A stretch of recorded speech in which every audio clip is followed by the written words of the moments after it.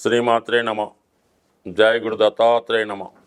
ఈ వీడియోలో మనం మిథున రాశి వారికి షష్టగ్రహ కూటమి యొక్క ప్రభావం ఈ రాశి వారి మీద ఏ విధంగా ఉంటుంది అని పరిశీలించినప్పుడు, దశమ భావం అన్నది కర్మస్థానం. జాతకుడు తన జీవితంలో ఎటువంటి కర్మలు చేస్తాడు, ఏ విధంగా ధనం సంపాదిస్తాడు, ఏ విధంగా తన యొక్క రుణం తీర్చుకోవడం జరుగుతూ ఉంటుంది, ఇవన్నీ కూడా దశమ భావాన్ని బట్టే జాతకం పరిశీలించవలసి ఉంటుంది. లగ్నాధిపతి కన్నా దశమాధిపతి అత్యంత బలవంతుడై ఉంటాడు. ఒకరి జన్మజాతకంలో దశమ భావంలో గ్రహాలు లేకుండా ఖాళీగా ఉన్నప్పుడు అటువంటి జాతకాన్ని మనం పరిశీలించినా కూడా పెద్దగా ఉపయోగం అయితే ఉండదు. అందువల్ల ఖచ్చితంగా ఈ మానవ జీవితంలో జన్మ తీసుకోవడానికి మన గత జన్మలో చేసుకున్నటువంటి కర్మే కారణమవుతుంటుంది. దాన్ని ఏ విధంగా మనం ఈ జన్మలో ఈ జీవితంలో నడిపిస్తామన్నది దశమ భావంలో ఉన్నటువంటి స్థానాన్ని బట్టి గ్రహాన్ని బట్టి ఆధారపడి ఉంటుంది. దశమ భావంలో ఒక గ్రహమే లేనప్పుడు జాతకుడు ఒక ఎయిమ్ లేకుండా, ఒక కర్తవ్యం లేకుండా, ఒక బాధ్యత లేకుండా ఉండే అవకాశం ఉంటుంది. కాబట్టి మరి ఇప్పుడు ఈ రాశి వారికి దశమ భావంలోకి వచ్చినటువంటి ఈ 6 గ్రహాలు ఒక విధంగా, ఈ 6 గ్రహాల్లో ఒక చంద్రుడు 2 రోజులు మాత్రమే ఉండి తర్వాత 11వ స్థానంలోకి రావడం ఉంది.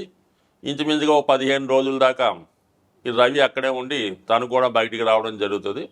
కొన్ని రోజుల పాటు ఈ 4 గ్రహాలు, మరి ఈ 4 గ్రహాలు మిత్రగ్రహాలు అవడం వల్ల, అంటే శని, రాహు, ఈ బుధ, శుక్రుడు, ఈ 4 కూడా ఒకే వర్గానికి చెందినటువంటి గ్రహాలు. మరి కొన్ని రోజుల పాటు అదే రాశిలో ఉండడం వల్ల మన మిథున రాశి వారికి అవి మిత్రగ్రహాలు అవ్వటం వల్ల వృత్తిలో అనూహ్యంగా గొప్ప మార్పు రావడం జరుగుతూ ఉంటుంది. ఏది ఏమైనా, ఎక్కడికి ఏ గ్రహం వచ్చినా, ఫలితం ఇచ్చినా ఇవ్వకపోయినా, దశమ భావంలోకి ఒక గ్రహం వచ్చినప్పుడు ఖచ్చితంగా వృత్తి మీద, జీవన విధానం మీద, తన యొక్క యాక్టివిటీస్ మీద ప్రభావం చూపించడం జరుగుతూ ఉంటుంది. ఇప్పుడు శని భగవానుడు సాధారణంగా ఈ ఏలినాడు శని, అష్టమ శని, అర్ధాష్టమ శని పరిశీలించే ప్రయత్నంలో మరి ఈ 10వ స్థానం అన్నది ఒక విధంగా న్యూట్రల్గా ఉండే అవకాశం ఉన్నది. పెద్దగా కష్టపెట్టదు, పెద్దగా లాభాన్ని ఇవ్వదు. అయితే దశమంలో ఈ శని భగవానుడు మీకు రావడం వల్ల వృత్తిలో కొంత బాధ్యత పెరుగుతుంది. కొత్త ఉద్యోగ ప్రయత్నాలు చేస్తున్నవారు సబార్డినేట్గా ఒకరికి సహకరించే విధంగా ఈ గ్రహస్థితి మీకు ఉంటుంది. నెమ్మదిగా అభివృద్ధి ఇవ్వడం జరుగుతూ ఉంటుంది. అలాగే కార్మిక రంగంలో ఉన్న వాళ్ళకి, లేబర్ యూనియన్గా ఉన్నవారికి, రాజకీయ రంగంలో ఉన్న వాళ్ళకి ప్రజల కొరకు మీరు పోరాడి వారి సమస్యలు పరిష్కరించే విధంగా ఈ గ్రహస్థితి రావడం జరుగుతూ ఉంటుంది. అంటే మొత్తం మీద మిమ్మల్ని ఒక నాయకుడిగా చేయడం జరుగుతూ ఉంటుంది. వృత్తిలో బాధ్యతలు పెరుగుతాయి, కొత్త ఉద్యోగ ప్రయత్నాలు ఫలిస్తాయి. అలాగే అనూహ్యంగా రెస్పాన్సిబిలిటీ కూడా పెరుగుతుంది. అప్పటి వరకు సబార్డినేట్గా ఉన్నవారు ఒక మేస్త్రి హోదాలోకి రావడం జరుగుతూ ఉంటుంది. ఇంకా దాని తర్వాత ఈ రాహువు టెక్నాలజీ కారణం అవుతుంటాడు. ఒకే వ్యక్తి ఒక 1000 మందితో పని చేయించాలన్నా, ఒక లేనిదాన్ని ఉన్నట్టు చూపించాలన్నా రాహు కంపల్సరిగా ఆ భావంలో ఉండడం జరుగుతూ ఉంటుంది.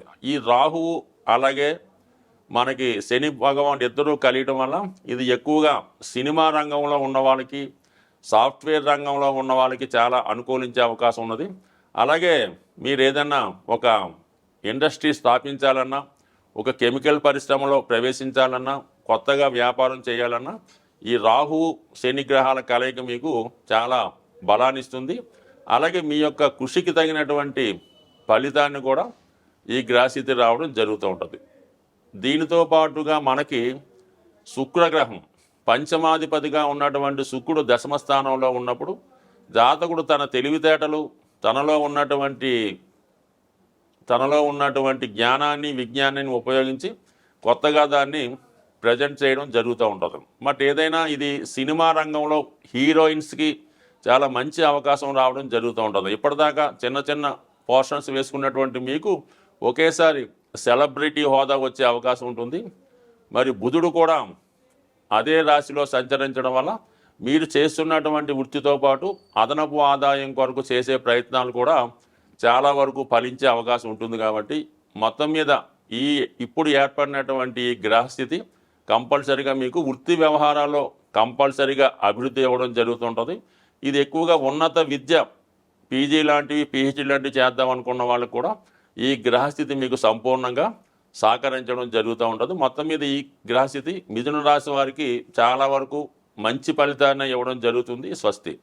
ఎటువంటి గ్రహస్థితి అయినా ఎటువంటి దోషాలు జాతకంలో ఉన్నా దాన్ని వ్యక్తిగతంగా ఎవరికి వారు చేసుకున్నటువంటి పరిహారాల వల్ల మాత్రమే ఆ దోషాలు నివృత్తి అయి జాతకుడు అభివృద్ధి వైపు వెళ్ళే అవకాశం ఉంటుంది. ఏదైనా గ్రహాలు సహకరించాలంటే గ్రహరాజైనటువంటి సూర్య భగవానుణ్ణి ప్రతినిత్యం పూజించడం వల్ల, ఆదివారం నియమంగా ఉండడం వల్ల, ఆదిత్య హృదయం చదవడం వల్ల, కంపల్సరీ ఏదైనా గాయత్రి మంత్రం ఉన్న వాళ్ళు చేసుకోవచ్చు. సాంప్రదాయంగా రవి భగవాన్ని పూజిస్తేనే మిగతా గ్రహాలు సహకరిస్తాయి. ఇప్పుడు ఈ 6 గ్రహాల్లో ఒక సూర్యుడు, చంద్రుడు ఒక వర్గానికి చెందిన వారు 15 రోజుల్లోనే ఈ కూటమి నుంచి బయటికి రావడం జరుగుతుంది. ఇక అక్కడ ఏర్పడినటువంటి ఈ 4 గ్రహాలు కూడా ఒకే వర్గానికి, అంటే శని వర్గానికి చెందినవి. రాహువు, అలాగే శని, బుధ, శుక్ర, ఈ 4 కూడా శని వర్గ రాశులుగా చెప్పడం జరుగుతుంది. కొంతమంది రాక్షస వర్గం అని అంటారు. ఏదైనా మెటీరియలిస్టిక్ జీవితంలో మానవుడు సుఖపడాలి, అన్ని సౌకర్యాలు పొందాలంటే ఈ 4 గ్రహాలే ప్రధానం.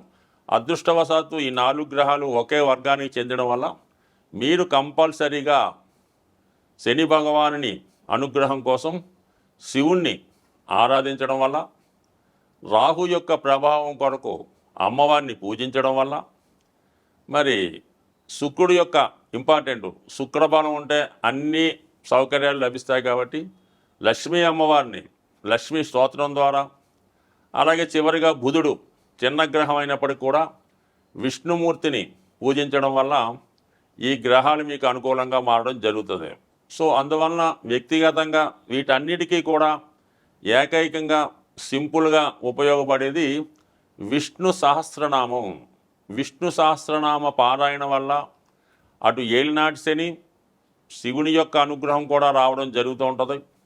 అలాగే విష్ణుమూర్తి అనుగ్రహం లభిస్తూ ఉంటుంది.